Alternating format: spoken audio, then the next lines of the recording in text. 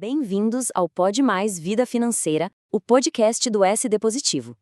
Aqui, nossas IAs analisam os artigos publicados no site do SD Positivo, sempre apontando as melhores estratégias para o seu bolso. O título do artigo de hoje é direto ao ponto. Comprar por impulso é caro, muito caro. E hoje a gente vai fundo para entender o quão caro isso realmente sai, não só para o bolso, mas para nossa paz de espírito. Olha, para começar, tem uma frase que resume tudo. A emoção passa, a fatura fica. É simples, é direto e, vamos combinar, é a mais pura verdade. Essa é a ideia central que a gente vai desvendar aqui. A satisfação de uma compra por impulso dura minutos, mas a consequência financeira, essa sim, é bem real e fica com a gente por um bom tempo. Mas, afinal, o que é comprar por impulso? Pensa assim, não é falta de informação, ninguém compra algo sem saber o preço, certo? É um excesso de emoção que simplesmente desliga o nosso lado lógico. É como se a parte racional do nosso cérebro decidisse bem na hora da compra e tomar um café. A emoção assume o volante, sem filtro nenhum. E por que a gente deixa essa emoção tomar conta, né? Muitas vezes porque a gente usa o consumo como uma espécie de anestesia. Uma forma rápida de aliviar sentimentos ruins, de tapar algum buraco emocional que, na verdade, não tem nada a ver com dinheiro. O problema é que esse alívio é temporário e a conta sempre chega depois. E o que acende essa vontade de comprar? São os nossos gatilhos internos. Pensa no cansaço depois de um dia longo de trabalho, no estresse da semana, na frustração por algo que não deu certo ou até no puro tédio de um domingo à tarde. Todos esses sentimentos nos deixam mais vulneráveis, e uma comprinha acaba parecendo uma recompensa, um alívio merecido. E aqui que a coisa fica séria.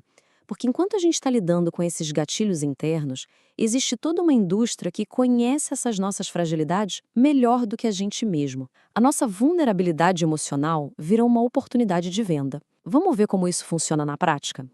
Nada disso acontece por acaso. A escassez artificial, aquele últimas unidades, cria uma urgência que não é real. As promoções relâmpagos são feitas para a gente tomar decisões rápidas e quase sempre ruins. E o pagamento invisível? Com um clique, por aproximação, ele foi pensado para reduzir a dor de gastar. O cérebro quase não sente o impacto, mas o bolso sofre do mesmo jeito. E o resultado dessa combinação de gatilhos internos com táticas externas é quase sempre o mesmo.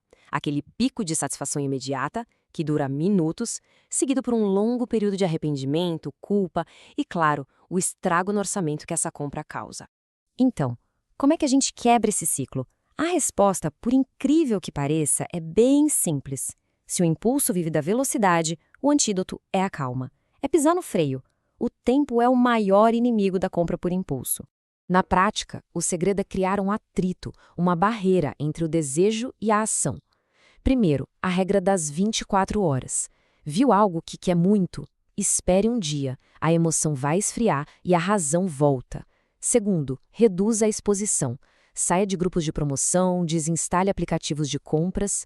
E terceiro, defina um limite claro, um valor máximo para gastos não planejados. Se passar disso, a decisão precisa ser pensada, não impulsiva. Agora, uma ferramenta mental poderosíssima. Antes de passar o cartão, se faça esta pergunta: o que esse dinheiro estaria fazendo por mim se eu não gastasse agora? Essa pergunta simples obriga o impulso a competir com seus objetivos de verdade. De repente, aquela compra já não parece tão interessante quando comparada com a tranquilidade de uma reserva de emergência ou com aquela viagem dos sonhos. Isso nos leva a um ponto ainda mais fundo. O custo real do impulso vai muito além do dinheiro que sai da conta. Ele tem um impacto psicológico pesado que muitas vezes a gente acaba ignorando. Isso provoca uma mudança de perspectiva gigante. É muito comum a gente reclamar, eu ganho pouco. Mas se a gente olhar de perto, o problema real pode ser o outro. Eu gasto mal nos momentos errados. O dinheiro some nesses picos emocionais, não em decisões que a gente realmente queria tomar. E esse gasto errado acaba virando um ciclo. Gera culpa, gera aquela sensação horrível de descontrole sobre a própria vida financeira. Isso leva a uma frustração que parece que nunca acaba e, o pior, vai corroendo a nossa autoconfiança. A gente sente que trabalha, trabalha e nunca sai do lugar. No fim, ter controle financeiro também é uma questão de autoestima. E já caminhando para o final da nossa análise, é fundamental quebrar um mito. Assumir o controle das finanças não significa viver uma vida de privação, de não poder fazer mais nada.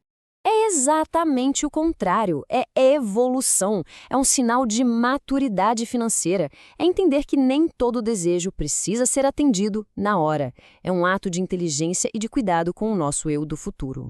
Para fechar, a ideia é que amarra tudo que a gente conversou. A verdadeira liberdade financeira não vem necessariamente de ganhar mais. Ela começa no ato silencioso, consistente e muito poderoso do autocontrole.